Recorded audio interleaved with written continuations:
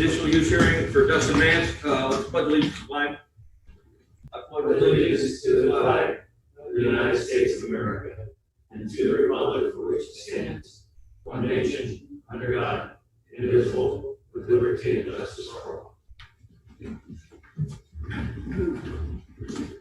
I'll let our solicitor start. All right, so we're back for the reconvened hearing for Mr. Mann's application. What I'm going to do is I have some additional exhibits that I'm going to enter on the record, and I'll pick off of, I think we were at number 12 last time. So I have Exhibit 13 is a waiver signed by the applicant dated December 9th, 2019. Exhibit 14 is the notice of the reconvened meeting for December 12th, 2019. Exhibit 15 is the Borough Council meeting minutes for December 12th, 2019, confirming that the applicant has requested a continuance. Then we have Exhibit 16, which is the notice for the reconvened hearing for February 13th, 2020. Exhibit 17 is the affidavit of posting of that notice. Exhibit 18 is the Borough Council meeting minutes, again confirming the applicant's request for a continuance. Exhibit 19 is the applicant's letter from his council dated March 12, 2020, requesting that the hearing be rescheduled for April 9th. Exhibit 20 is an email string between myself and the applicant's counsel dated March 26, 2020, in which the applicant agreed to a continuance. And we have Exhibit 21, which was a second email string between myself and applicant's counsel dated April 27, 2020, again continuing the meeting until tonight. We have Exhibit 22, which was the notice for tonight's hearing. Exhibit 23 is the affidavit of posting at the subject property. Then we have Exhibit 24, which is the affidavit of posting at the municipal building. And Exhibit 25 is the proof of publication. I have a letter here, although it's my understanding that the applicant is going to be introducing it as a separate exhibit. But I'm noting that we have a letter here from the borough engineer to Allison Leinbach dated April 27, 2020. But like I said, I believe Mr. Kussel entered that as a separate exhibit. If we could just go around the room and have the board enter their appearance for the record. Councilman Greg Jewell. Councilman Steve Black. Councilman David Egger. Councilman and President Robert May. Councilman Warren Lupinow. And we can continue on if you want to state. Okay, Councilman Leinbach, Borough Manager. I'm Weber, Borough Engineer. Harry Kinsey, the mayor. Susan Everett, Secretary. And I want to make one last clarification for the record.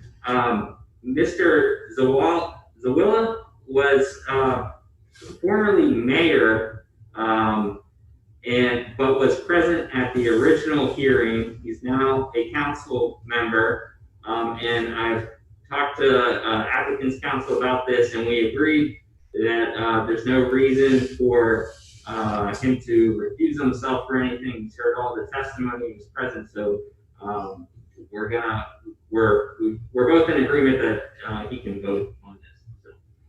So, We have no objection to participation. and then if I could have the applicant's counsel their appearance on record and introduce your client.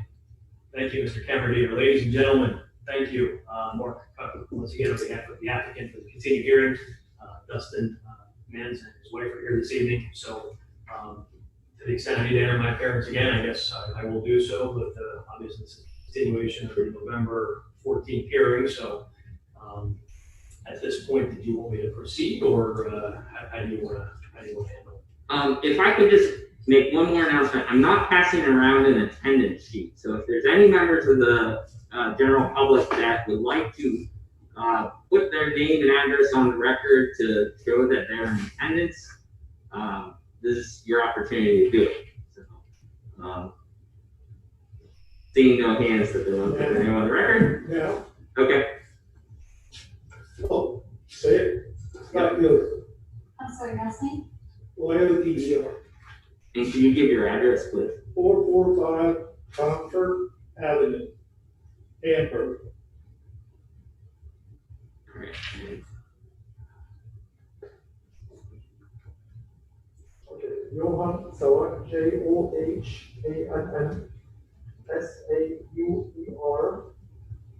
address 3455 Stoner Avenue, 19602.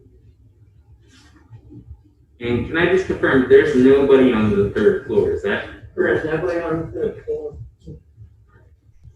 So it's all yours. Thank you, Mr. Camberdator. Ladies and gentlemen, that's helpful because we have a second set of easels and plans to put up there if necessary, if that doesn't appear necessary. So I want to thank each and every one of you for being here this evening. I understand things are still, a little bit crazy. Whoever would have thought that we'd have gone through what we've gone through in the last couple of months, but in any event, you asked us to go back and do some homework back in November, and we've gone back and done some homework. We've been busy. I think we've done pretty much exactly what you've asked us to do as we left the last hearing. We've done a significant amount of redesign work. We have submitted that to the borough and to its engineer. And with me this evening, I have Mr. Manz, just very briefly, and then I also have Karen Crater, who you may recall was sworn and gave testimony at the last hearing. And then we also have Gary Kraft, who is going to be a new witness. But basically, he's the one that did prepare the stormwater report, and we'll have some brief testimony from him on that as we move ahead. So I have about 8 or 9 exhibits, just some plans and reports that we've done since the last time, and I think you'll find that we've satisfied your concerns. So with that being the case, I have basically just a simple handout, which is not necessary to be an exhibit, but it's up to Jesse if you think it needs to be. And begging everybody's pardon, I'm just going to hand out documents. If that doesn't offend anybody, or you want me to put them somewhere, you can come get them, or I don't know what kind of Handout would be fine. You're fine, okay. I just don't want to offend anybody or Sir, you want paper very long. I was in a district justice hearing on Monday, and we was allowed to get within about 12 feet of each other. So,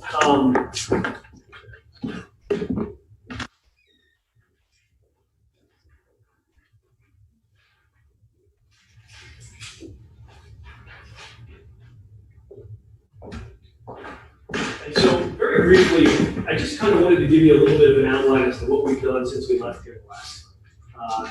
As we left here the last time, the direction was we needed to focus on stormwater, and we did that.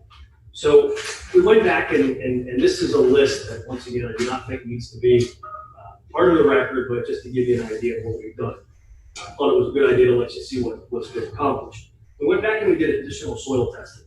That was basically occurred in January, as soon as we could get it scheduled after the last hearing. From that point, we asked the applicant to go ahead and fine-tune his design. So he provided a footprint, a site design that really focused on what we were hoping to do, so that we could really focus the design to the point that you would be comfortable with what we're submitting to you. We then went back, and between Mrs. Crater and Mr. Kraft, we prepared grading plans, we prepared slope plans, we prepared new E&S plans, and we also prepared a narrative for the E&S plan. From there, we went on and did the post-construction stormwater report. All of this, which has been submitted to your engineer. And as a result of that, some of the outcomes of that were that, number one, you'll see down in number 7, we added the following items to the plan of the property. One of the concerns was with respect to the driveway, the area. We installed 3 trench drains. So those are shown on on the plans as a new addition. We also have a snow refuge parking space, which was requested by the engineer, as well as traffic pull-offs in the event that there was some conflict with the authority and the applicant.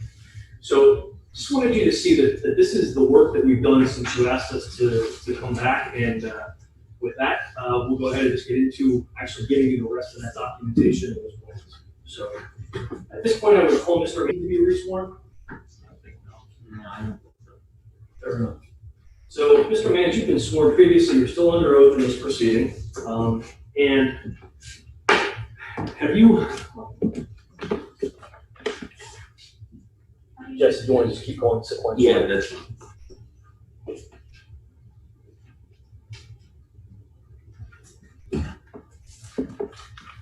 I'm going to give you, for work purposes of identification, is exhibit number 26. Now, as council may recall, back at the time of our November hearing, we were the equitable owners of this property. And exhibit number 26, Mr. Manz, is that in fact the most current addendum to the agreement of sale? It is. And is that carried through to a July settlement at this time? That is correct. So wanted to establish that we continue to stay under agreement the whole time, and the seller is working with us on that particular situation. So another item I wanted to address with Mr. Manz, did you in fact have some conversations with, I believe, the borough solicitor going on with respect to whether a mandatory connection ordinance exists for the property? I did. And what did you find out? There is no mandatory connection. And is it your preference to use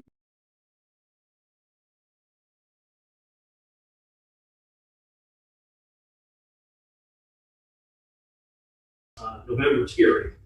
The direction was to ask the professional to go back and investigate some other things. You, in fact, asked them to do that. I did. In fact, you engaged Eric Crater and Mr. Kraft to continue on with design, really focus on what you want to do, be more specific, more detailed at the request of the board. Is that right? Correct. All right. At this point, I'm going to have questions for Mr. Manz. We'll go ahead and go Eric Crater, unless anybody has questions for you. None. Thank you, Mr. Manz. You can sit down.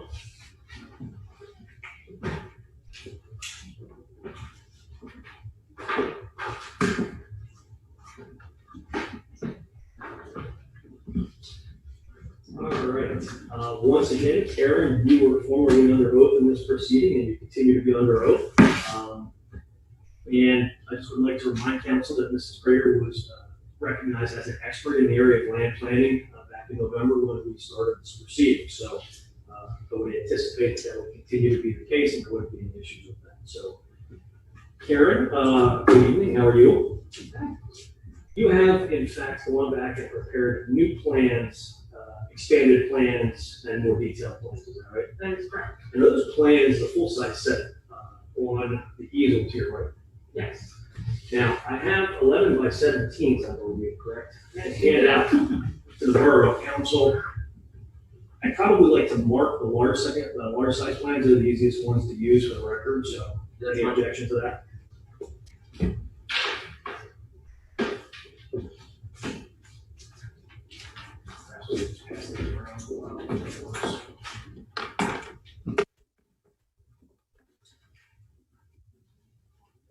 Oh, do it. Jesse, there's 5 sheets right here. There's 6 sheets. If they mark it with 1 and identifying all the sheets. Yeah, that's fine. You're right.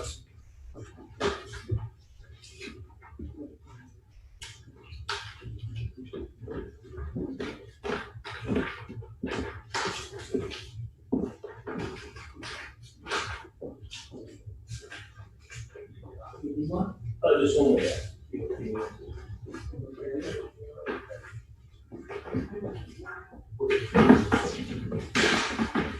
All right, so this is career, just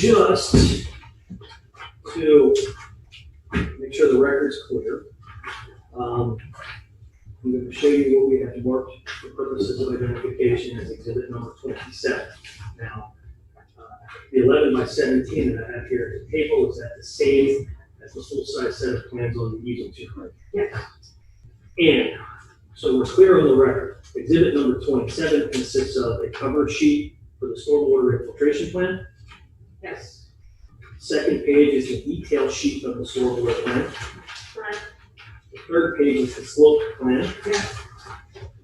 Fourth page is the sediment and erosion control plan. Fifth page is the erosion and sediment pollution control notes and details. Correct. And then the last page, which would be the sixth page, is the erosion and sediment pollution control details, page 2. So once again, the plans that are on the easel are the same as what we have in front of us, correct? So we were asked to go back and look at a number of things coming out of the last period, as you're understanding. Yes. So the plans that you have prepared and that we have entered as exhibits, are those in fact the results of those questions and answers from the borough's engineer and our redesign? Yes. Mr. Manz testified that he had given you pretty specific footprints, square footages, and things like that in the effort to detail and finalize the design of the stormwater. Correct. Okay. So at this point, I guess the question is, if we already marked ties the letter, do you want me to mark it again, or? I haven't marked it. I haven't marked it, but I didn't mark it. So let's go ahead. I'm assuming Borough Council has a copy. Yeah, I believe everybody does.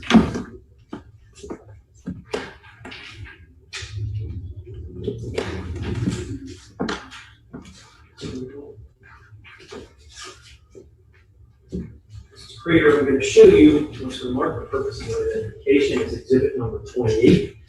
Is that in fact a letter received from Systems Design, Mr. Ryan Weber, dated April 27th, 2020? Yes, sir.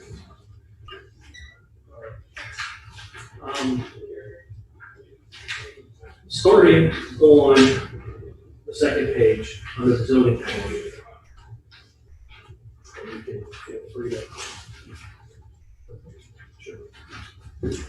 First comment, and if I may, a set of plans was submitted, I believe, to the borough along with a stormwater narrative and an ENS narrative, that's your understanding. Yes. And these are comments that were received back from Mr. Reiner from the time. So in the first section under driveways, he has a comment here talking about the drainage on the driveway, which was a concern from the borough standpoint at the last hearing. Now, the solution to those concerns after some back and forth, as I understand it, was that to install 3 trench drains on that particular area on the east. It's actually like a diversion that goes into a level spreader. So that 3 of those were placed on the plans, that was that, right? That's correct. And so they're shown on the plans that you have here to see. Number 2 talks about driveway grades, and there's a request in there to provide areas for off-street parking, which is basically what we call a refuge space. Snow, yes. And so we provided that, and the letter talks about a pull-off space, one pull-off space for passing traffic. Did we in fact provide 2 spaces? We did. And was that at the request of the borough engineer?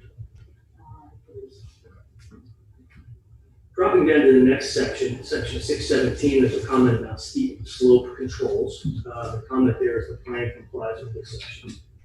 Yes. So as I understood, there was perhaps a question raised by the borough engineer about whether there was a steep slope issue with respect to the location of the residence, and to your understanding, has that been resolved? Yes. And in fact, you submitted a slope plan, I believe, to. Yes, we created a sort of plan so that we could better determine that. And once again, that's a plan that didn't exist at the last hearing. I believe what existed was just around the immediate area. We did an entire site. And with respect to the location of the residence, is that on one of the flattest areas of the lot? Is that where that's located? Yes. All right, dropping down to section 801 zoning permits. I believe Mr. Leinweber had a comment here that the applicant shall obtain any and all required building and zoning permits. That's a little comply, is that right? Yes. Clearly, if there's a permit that's required, we know we have to get that. Section 811, conditional use procedures. Under this particular section, have you had a chance to review section 811? I did. And in your professional opinion, do you believe this plan and the proposed use applies with everything in that section? I believe so, yes. There is a comment here about potential request to connect to a public water line. I think you also heard the applicant's preference that you would like to have a well. That's your understanding? Yes. A well is shown on these plans that were submitted as well. So the isolation distances are met and all that as well, all the requirements are. All right. Next page of Exhibit 28. The top starts out Stormwater Management Ordinance number 389. Now, your involvement in this, I believe, has to deal with the fact that you prepared the plans that are on the easel, is that right? Yes. And in conjunction with that, you also prepared a sediment erosion and control plan and project narrative, is that right? That is correct. Now,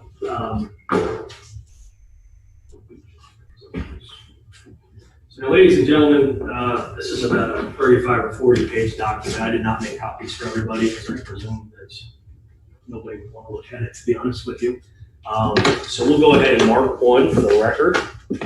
Presuming Ty should look at this in depth. No, I haven't seen the unit plan or The March plan. I have not received. I thought they were submitted to the They borough. were submitted to the borough, but one was not provided before. There was a set email to you, March 3rd, somewhere 3rd, first week of March.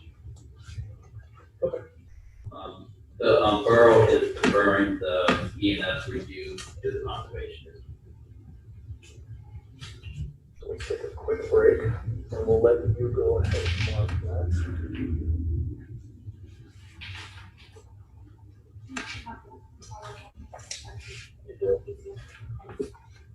So, Mrs. Prater, I'm showing you what's been marked for purposes of identification in Exhibit 29. Mr. President, do you care for a copy of this? I'm good. Does anybody care for a copy of this, quite honestly? I'll leave two of them up here. If anybody would like to grab one, you're certainly welcome to do so. So, understanding the little discussion that just took place, the ENS control plan and project narrative and the plans would obviously be submitted to the Berks County Conservation District for review and approval, right? Just to keep things shorter, Mr. President, Mr. Cameron, would you basically, if you're going to defer this to the County Conservation Sure. District, do you want to go through this? No, that's fine. Okay, so we've prepared everything. Let me maybe short circuit this a little bit for the borough. So, with respect to plans and the project narrative, will they be submitted to the County Conservation District? Yes. And Karen, how many plans such as this do you think you've submitted over the years? Well, considering we've done it for over 20 years, hundreds. And based on your review, the level of detail that's been included into this project at this point in time, do you have any question that the County Conservation District will approve this at the point in time that it's submitted? No, they should approve it. Usually there's a comment or two, but it's usually minor. And ultimately, it's your approval. All right.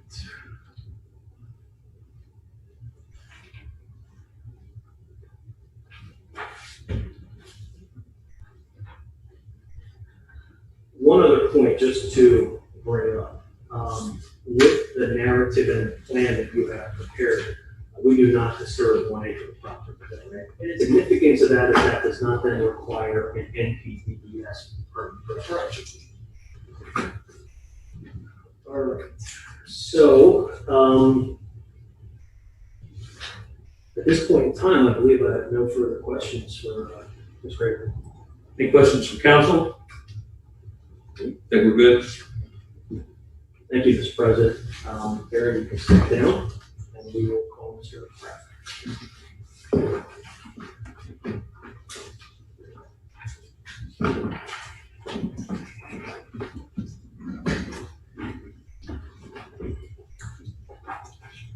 Mr. Kraft, would you state your full name and business address? I'm sorry, he hasn't been sworn. He has not been sworn to this.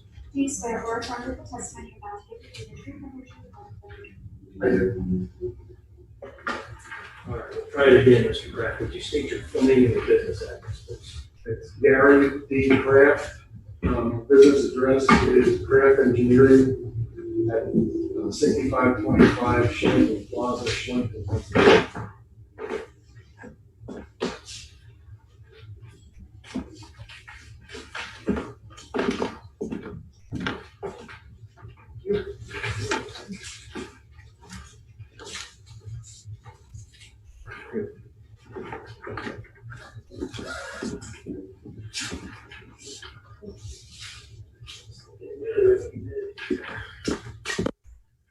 Kraft, I'm going to show you what has been marked for purposes of identification as exhibit number 30. Can you take a look at that for me, please?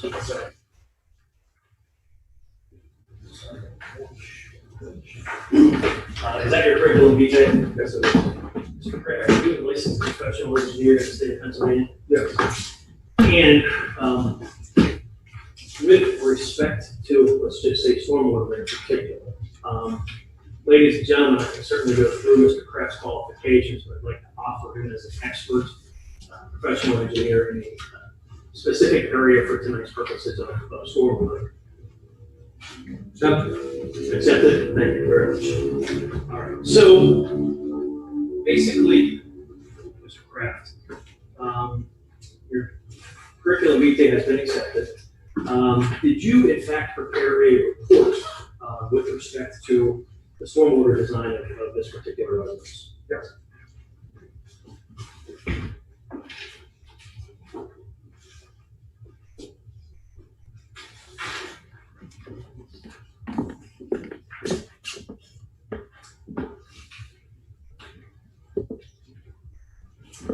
I'm going to show you what it is marked for purposes of identification as exhibit number 31.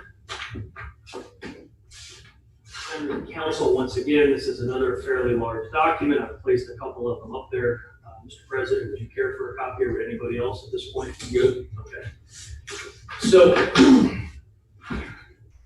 very briefly, Mr. Kraft, you've heard the testimony from Mr. Manz already and from Ms. Crater. The task at hand was to go back and kind of focus on the stormwater for this particular property. Is that your understanding? Yes. And at your request, a significant amount of detailed information was provided, such as square footages, house design, floor plans, that type of thing, right? That's correct. Based on that additional information, we then went back up the step. You're also aware, I believe, that we went back and performed additional soil testing through Mr. Ross Wolford back in January. Is that right? That's correct. So with the additional soil testing and with the additional information, did you then design or redesign the system for this particular property? One of the concerns from council at the last hearing was that a berm was proposed for this design. Did you retain the berm in your design? Yes, I did. With respect to the berm, did you then do a complete design which essentially has full rate control? Yes. And no exemptions? And under the circumstances, are you able to comply with all of the ordinances, rules, and regulations with respect to the stormwater design? We were able to deal with the groundwater recharge, water quality requirements, the stream and erosion requirements, and the full rate control, which requires over detention. So this is utilizing full rate control for infiltration, over detention, complies with the Schuylkill River watershed studies, all right? I think you're also familiar with Exhibit 28, which is a letter that was received from Mr. Leinenweber, is that correct? Yes. Continuing on where we left off with this crater, Section 305 talks about the groundwater recharge. Does this plan comply with the groundwater recharge requirements? How about the water quality requirements? Do you comply? Stormwater management district requirements? Yes. And then so the plan complies with the rate reduction requirements of those Schuylkill River watershed requirements. Is that right? That's correct. Moving on to the next comment in the letter, section 702, there's a request or a requirement that we adhere to the approved stormwater control BMP operations and maintenance plan. Clearly, at the point in time, we have that, we will do so. Is that right? Well, it requests that a note be placed on the drawing without affecting, if that note has been placed on the drawing. It's immediately above the title block on the first sheet. Good It's point, about clarification. I'm sorry, it's about Title block on the first sheet. I'm perhaps getting a little bit ahead of myself. The next comment is about the operations and maintenance agreement, the O&M agreement, we commonly call it. Clearly, an O&M agreement will be required, the applicant would have to sign it and have it recorded, is that right? Correct. So that takes care of 703 and 705. Now, in your professional opinion, the design that you have come up with, which is exhibit number 31, do you have any reason to believe in your professional opinion that that design will not work under the situation, Mr. President? No. Are you comfortable and confident that that design is appropriate for this residence on this property? Yes. Do you anticipate that based on your design, any of the downstream residents will have any negative impact from the construction of this house based on the storm? No, we're reducing the amount of runoff from what's coming there now, so it should not be any issue. And is that reduction approximately 80%? I think I saw the report, or below 80%? It's to 80%. To 80%. It's about a 20% reduction below what's required, but there's a further reduction required by ordinance, so it's quite a very expensive reduction. And so, once again, the design complies with any regulation, rule, or ordinance that you're aware of. Correct. Ladies and gentlemen, I have no further questions of this witness this one time. I have several questions. In particular, I'm looking at the drawing SW2, which shows a lot of the details on the basin and berm, et cetera. So the basin, is it constructed of native soils? Is there any impermeability criteria for that?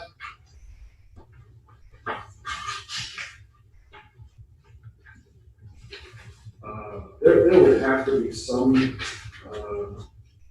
evaluation of the materials that are found. What would be a typical impermeability criteria that you would think the soil should have to meet? It would have to be a clay type soil that would have to be used for the clay, the core. Something like 1 × 10⁻⁶ centimeters?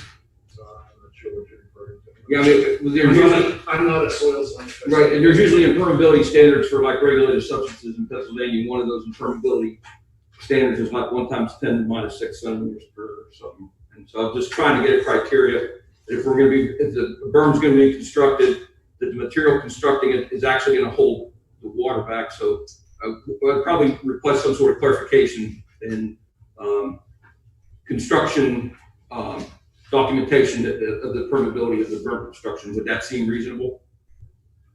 We can certainly do some evaluation during construction. Okay. But typically I believe the ordinance requires an impermeable material. Typically that would become a clay. Like a pond liner or something like that, that they, the quarries sell a lot of times what they call a pond liner. It's clay that you can put in and it's supposed to, keep the water in. We don't want to line them on. We want to create a clay core in the berm so that Yeah. the water doesn't come through. I didn't mean the basin itself. I'm just talking the berm and permeability on the berm It would be a core inside the berm. with a topping of material. On the outfall, it's a 6-inch diameter PVC pipe. Is that correct? It's in the basin detail. Yeah, so close enough. 4 to 6, let's say, or something. Yes. Okay. But typically there'd be some sort of vermin guard on the end of that. Would there be a possibility some type of animal would crawl up the outlet during some sort of dry period, create some sort of nest or something that would block the outfall pipe? So could there be a vermin guard on that? Typically, we would not do that unless there's been a history of it that would be something that would be added, simply because it's something that's subject to clogging. The guard itself is subject to clogging. It's something that could be added based upon the design here, and we do have a bar guard on the Inlet. inlet. Yeah, I see that agri drain bar guard. There's probably not very much material that would cause clogging to go through there, except if it got clogged from the outlet up, correct? That's correct. Is it typical to have a vermin guard at the end of such outlets? I can't remember the last time I put one on, unless there's a problem. If you're in an area near a stream where you would have muskrats or something like that, then certainly you put a vermin guard on it. But in the case where you're on the side of the mountain, I don't think there's a high percentage of, there's not a high population. If you got like a 1-inch rain in a couple hours, would water actually pond in here? I mean, would it then become sort of attractive to water type of animals that would then like to, be nearby? What do you mean by in here? In the basin itself, is water ever going to actually pond in the basin? Yes, it will. Right. There's an intended sump area to meet the water quality around the region. So it's going to have water standing at times in it, which could attract vermin. No, it wouldn't be for that long. Okay. It wouldn't be long enough to have that be the case. It also mentions inspections of the criteria. What would be a typical inspection interval? Minimum of twice a year and after every rain is typical. Yeah, it gets sort of burdensome after every heavy rain, though. Twice a year or something over a certain inch rain or something. Does that sort of make sense? Yeah, typically over 1-inch rain. 1-inch rain. And what would be the criteria of a person inspecting that? Doing the inspections? The criteria is what they inspect. What would the criteria be of the person who you would call the inspector? I think the homeowner should do it. And the homeowner should know what the design looks like, and the things you're inspecting is water standing, or any of the trash racks or anything like that clogged. Has there been any breach? Has there been any erosion? And if any of those things happen, then it's incumbent upon the owner to follow up and get professional counsel to rectify that. I believe that's in the stormwater management agreement, or the maintenance agreement.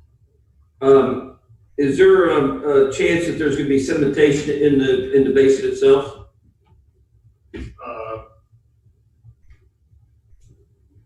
The sedimentation based upon the ENS design would be controlled, and before the final approval of the basin, any sediment that washed in during construction would be dealt with. I mean, like over to the extent that you are in a wooded area, leaves can wash in, other debris from trees and so forth can wash in, and there needs to be some maintenance to preserve it. Yeah, I was trying to get somewhere understandable that there's probably going to be some buildup in the basin itself. So at what point does the buildup of sedimentation, leaves, or anything like that cause an issue that the design therefore is, and I'll use the word compromise, but that's not the right word I'm trying to, impact it. The design would be impacted because of so much sedimentation buildup. What would be the flagged, amount of sedimentation buildup or material buildup that would cause, hey, it needs cleaned out? Well, I think the potential for sediment to wash into the basin is minimal. However, the first symptom of sediment getting into the basin would be that it's not draining. So if the vegetation on the bottom of the basin is being choked out because material is washed in, then the operation and maintenance procedures would dictate that you rehab it and abate whatever the source of the erosion would be. Yeah, I was just trying to get a criteria if we came up with a checklist for an inspection, would there be some sort of item on that checklist which said, hey, we shoot like with a hand level, and instead of 2.5, feet of depth from the top of the berm to the basin, it's 2 or less, then that would be a trigger for some sort of maintenance. I think the maintenance would show up way before that. Okay. It candidly wouldn't take a whole lot of sediment washing in for it to choke off the topsoil. The design on the SW2 shows the spillway detail, so at an elevation of 543.5, the water goes through the spillway itself. Do you know through the stormwater modeling, like how much rain would cause a spillway event? They would take blocking of the outlet structure to cause a spillway event. To go across that spillway. Right, it's the seepage outflow rate and the rate of flow going into the riser through the bar guard is by design sufficient to handle all the flow. Okay. And I don't recall the amount, but there's some amount of freeboard between the 100-year water surface elevation and the bottom of the spillway, so that there is a gap there. Yeah, I was just curious because I know in other types of berms or more impoundment type things, many times the spillway has sort of an armoring on it, so in case water does come across the spillway, it doesn't cut down through it, cuts down through the berm to reduce the amount. On the left side of that detail, it says NAG P300 PCM. Yes. See that's a permanent erosion control matting. The P300 does not degrade. So once that's placed, the vegetation comes through it, it won't go. Well, so it will be there. So it's a complete liner of the spillway. Is that correct, or just the sides? Well, You start at one end and go down through it and come up the other end? On the top of the berm, it starts at the top, comes down the sides, across the bottom, and on the discharge side of the berm, the outside of the berm, it extends down the berm to the end of the strip of soil. Okay. And you may have mentioned it, but you said when you find deficiencies due to the inspections after twice a year inspections or after heavy rainfalls, what would be a typical time period that the deficiencies would need to be corrected? Are we talking like once we notice that something is not per the design, should be taken care of within X amount of days, or? Depending on what time of year it is. If you have a washout, for example, that might occur in December, it's very difficult to try to do permanent corrective action until spring. If it's happening this time of the year, as soon as you get a contractor there, would be the I was thinking more of the typical leaves are going to accumulate in there. Is that something that needs to be like a continual maintenance item? Leaves, if the leaves came in on the infiltration bed, would that something that just have to be a continual item of concern? It's got to be. It's intended that the bottom of the basin would be grassed and be managed the same as anywhere else in the yard. Okay. So as leaves, all leaves have to be cleaned up. Yeah, if I'm sort of lazy, I hardly ever rake my leaves and sort of wait for the wind to pick them up to my neighbor. So. Then they wouldn't recommend a stormwater.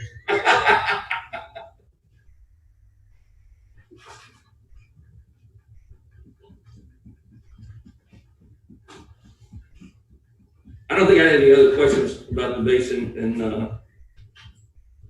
stormwater details.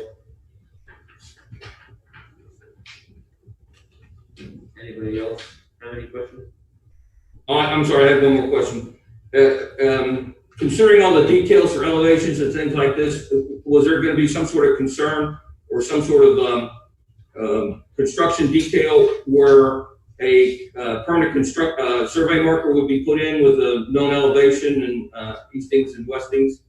So then at some point in the future, for any type of maintenance or anything, one would know, hey, that's supposed to be, my berm's supposed to be 2.5 feet, and you could always, sort of hand level and a folding ruler determine what the right height is, or something's changed or something like that. That's not typically done, but it can be. I'm just concerned about how you verify the inspections, whether it's a homeowner or whether the borough does the inspection, that we all agree this is, a known elevation, or it was built to this elevation. All the data comes from the same source. The typical way to deal with that is to do an as-built survey. Okay. Would that be recommended as part of this construction? Yeah. And then the reference point where all elevations and eastings and northings and eastings came from would be part of that survey. Yeah, I mean, everything that typically ultimately tied to the property. Yeah. And with this, I believe it was done with GPS. Which is a sub-meter, it's like 39 inches. But there'll be a lot of trees there, so, you know, it might be just easy, some sort of construction level or something like that. Tape, you know. Yeah, I tend to think, you know, like a GPS is going to be hard to get, you know, the right number of satellites to get that a sub-meter. I'm talking about a survey GPS, not a handheld on your phone. No, yeah, I'm talking like a Trimble GX or something like that. Usually it's dependent on the number of satellites it can see. It's a pretty wooded area, so I'm guessing you're not going to get great accuracy on it. I think it's better than a meter. Yeah. All right. Thank you. Anybody else have any questions? Do you have anything else to present? At this point, Mr. Chairman, we would move for the addition of all of our exhibits. So moved. If you have nothing further, and the board doesn't have anything further, I want to give the audience an opportunity first to ask questions of any witnesses. If you have, okay. If you have, have a question. The last meeting, you got verbal statement that the property would not be subdivided. Does that hold true now, and is it going to be in writing?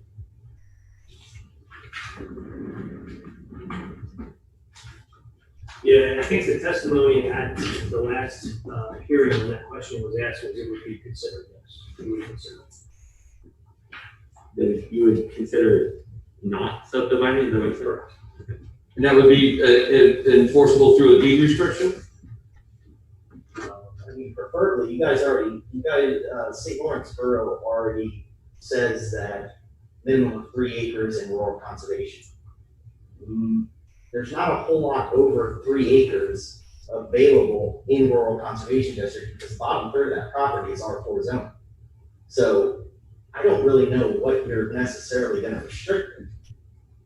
If you split rural conservation in half, you're not going to have necessarily the 3 acres to really. But someone could come and ask for variance. What's that? But they can come and ask for variance. So I think the member of the public's trying to find, you know, some sort of enforceable documentation that, you know, those things, it's hard to predict the future. It would be up to the board though to grant that variance, correct? So it would still need to come up in front of. Well, again, that's, you know, I can't speak for the future of the board, you know. So still, I don't think I heard a question answered. If the statement that the property would no longer be subdivided, is that willing to be included as a deed restriction? I can't say Mr. President, we would agree to a deed restriction, but I'm assuming that you would intend to do that as a condition, and the condition of use, and we would consider it at that point in time. Okay. Do you have any other questions? No, I'm just concerned that they subsidize as this going to exacerbate the water problem if somebody else starts with it. I'm going to object to the statement of exacerbating the water problem. So. Are there any other questions? Do you have any questions? I would like to ask, is there any cost for any potential stormwater handling offloaded to the borough? I think the drawings, the SW2 specified inspections to be occurred by the borough. We're currently not, we do not have an MS4 permit where we would typically have inspections occur. But some of our personnel are trained in inspections. And, you know, when issues come about, borough personnel get sent out to investigate. So it would not be atypical at some point that the borough would not, you know, it would be typical the borough at some point would always look at stormwater across different stormwater control facilities on property. And the borough has a right to inspect this at any time according to the submitted documents. If I may, Mr. President, I believe your O&M agreement is going to require access to the property in order to do that, similar to anybody else in the borough who has a similar situation. So we'd be treated no different than anybody else. Any other questions? All right, seeing none, do either of you want to provide any testimony either for or against the application? I was a little bit concerned about, If you could, if I could have you sworn in before you provide your statement. You would raise your right hand. Do you swear or affirm that the testimony you're about to give will be the truth, the whole truth, and nothing but the truth?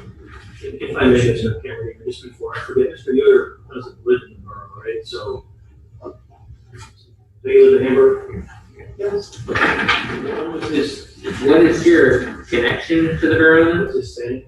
well, my family has been in the borough for 100 years. Do you own property in the borough? Okay. That's all I'm going to Gotcha, okay. No clue. I'm sure people know that my family is from this area. Those of you who live. Sure, and so you can provide whatever testimony you want to provide. And my brother aside of me. And all I'm concerned about is there's more construction, there's going to be more water. Maybe not with just this, it's probably taken care of. But everybody else, you're talking roads, you're talking everything, whatever the future brings. That's going to be one headache. And we'll give you the opportunity to respond if you wish. No, I think Mr. Yoder is basically just saying he believes it's taken care of with all the design we've done and all the engineering. For this initial thing, yes, I agree. But you break the land up and put other buildings and cut the trees, and everything else, and the lawns, you're gonna have them. I used to play up there, and I know there's springs up there. I object to that statement. Just stating fact. Sure.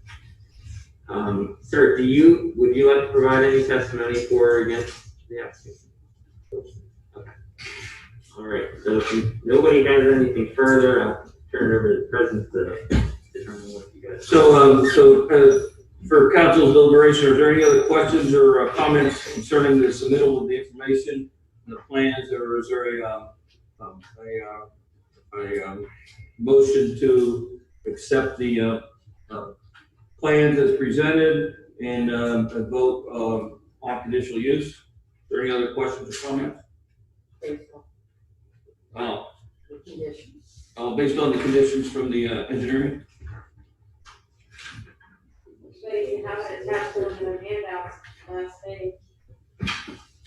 So we have a review from the borough engineer, and has the applicant actually seen that letter? And Wait, not. That's my knowledge. It's just sets the conditions and. Do you have another copy of this? Everybody has one of their handouts that I can give. Letter here. You guys want to go up for Yeah.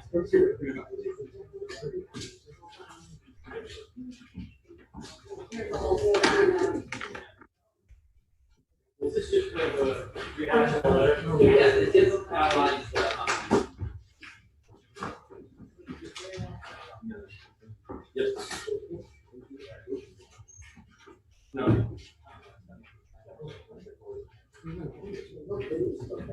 With two handouts, one of them has the conditions on the back. I think it was Last page. stapled. I think it's the last page. There's a June 11th letter from our engineer, and it has 8 items on it. It's on the very first handout you got. There's, I think they were on Facebook, right? Do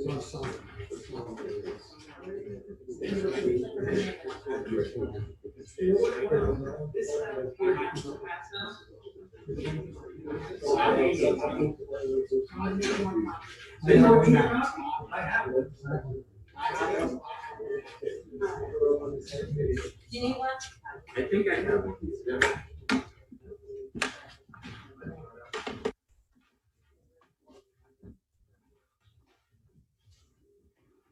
You got all that.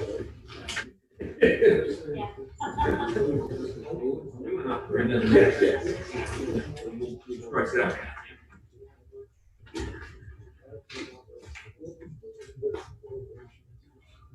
From what the record shows, we have some items we want to discuss, we were given an opportunity to look at that.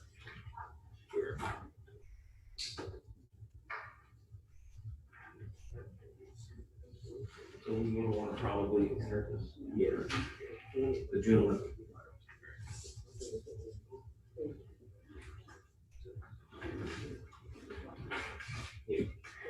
Alright, so we're back on the record. I'd like to enter as exhibit, I believe we're at 32, the June 11th, 2020 letter from the borough engineer to the borough manager, recommending final plan approval with 8 listed conditions. Do you, Mr. President, have any? Yeah, probably number 4, where we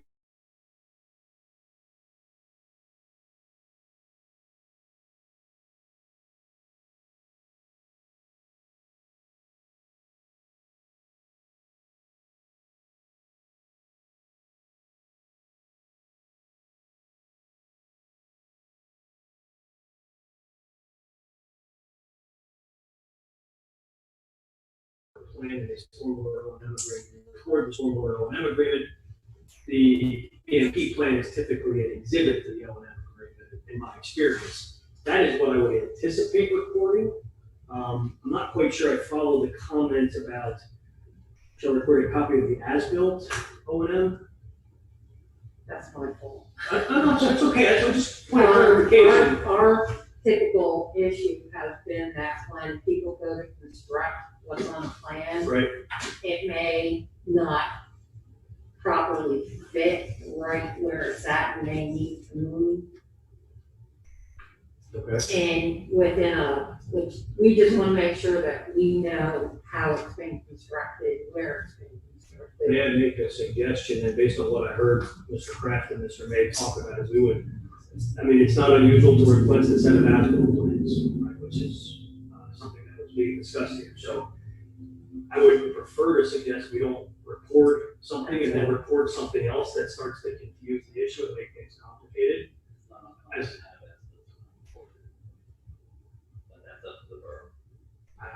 I've never recorded as-built in my life for any municipality anywhere. I mean, even Parnesi will tell you you don't have to do that. So, I mean, I'm just saying, I don't want to have any confusion if I don't have any problem, recording the O&M agreement and the typical BMP plans that are attached to it and giving you as-bills. I think we would agree to that, as long as we get a as-built of the construction, we're good, and does not have to be recorded. I think that's fair, so. And is there any other issue, like especially with item number 1, because it dates back to the April 27th letter, were there any items there that were not really addressed, or any comments outside? So, to be honest with you, I don't think there were any outstanding comments from Mr.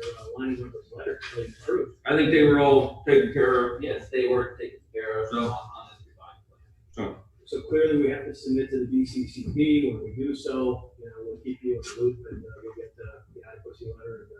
So that takes, I'm sorry. With number 8, we're gonna drop that, the record and provide. Correct. Can't provide a copy as built to the borough. Right, and then get rid of the language that records the deeds and all that kind of stuff. Okay, no problem giving you as built. For those circumstances. there any discussion from council on any other items, anything for the conditional use? Or are we looking for a motion to accept the conditional use or approve that? Before you get off that, we're not going to require them to, do public water. The note that's on the plan that says public water or on-site, that's a change that detail. That note will say 1 year provided. No objection. Regarding Mr. Yoder's comment about some guarantee about it not being subdivided in the future, is that something we can? Certainly, we could, conditional use could be dependent upon us, requesting a deed restriction or whatever. So, I mean, if you look at the plan, I don't see where you're gonna end up doing a subdivision anyway. There's not enough space really to do it because of where the roadway is and the net end right of way line. Your net is never gonna let you build a structure underneath a high tension line. Mr. Manz's point, does that satisfy Mr. Yoder's concern? If it is what it is. We could certainly, require a deed restriction. other council, Warren, thoughts? I mean, that was my point back several meetings ago about not subdividing it. So just as an informal consensus, council, there's no true opposition to requesting a deed restriction for no future subdivision of the forest. Is that correct? Yeah, I mean, what is the cost, the problem of putting a deed restriction versus not doing it? What are we making them jump through for that to be put on? I guess that's the question I have. And you'd be required us to prepare documentation and report it to the recorder's office.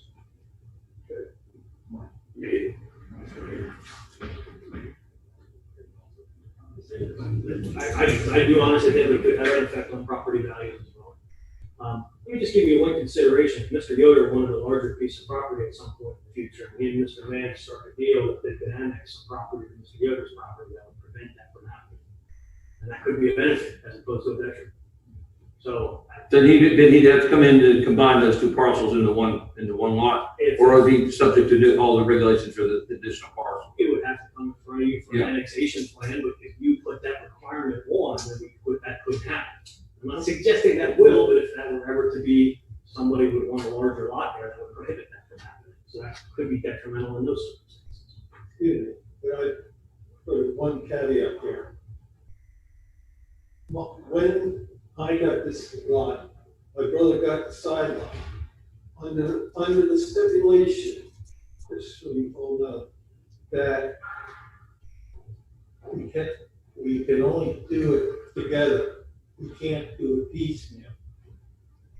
In other words, it all goes at one time or it doesn't go at all. That was our commitment when we bought. So I believe what he is saying, that the two of them agreed that one of them would not sell without the other one selling, that the two parcels would go together. Two parcels. I don't see how it has any bearing of what you were proposing. I'm just Yeah, throwing that out background. there from you, where I have to stand.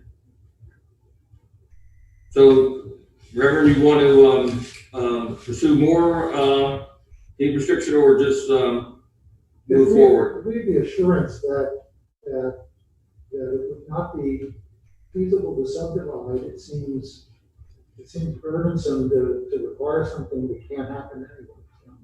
Okay. And just to be clear, it would have to come in front of you anyway, right? I mean, we couldn't do it without your approval in the first place. And if it were to be developed, we'd go through the same process. And if you look at the page 3 on here, that the slope plan, there's a lot of steep slope on that lower portion. So that's gonna preclude any development anyway. So is there a motion to approve conditional use based on the items on the June 11th letter from Systems Design, in particular, item 2, 3, 5, 6, 7, 8, and modified by providing a copy instead of recording. Who makes that? Second. Motion been moved and second. All those in favor signify by saying aye. Aye. All opposed? Motion passes. Ladies and gentlemen, thank you very much for your time and consideration. We appreciate it. Thank you so much. Thank you for doing the work.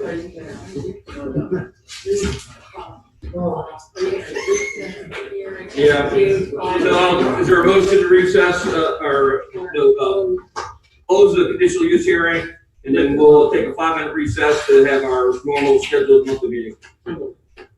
Second. Motion been moved and second. All those in favor signify by saying aye.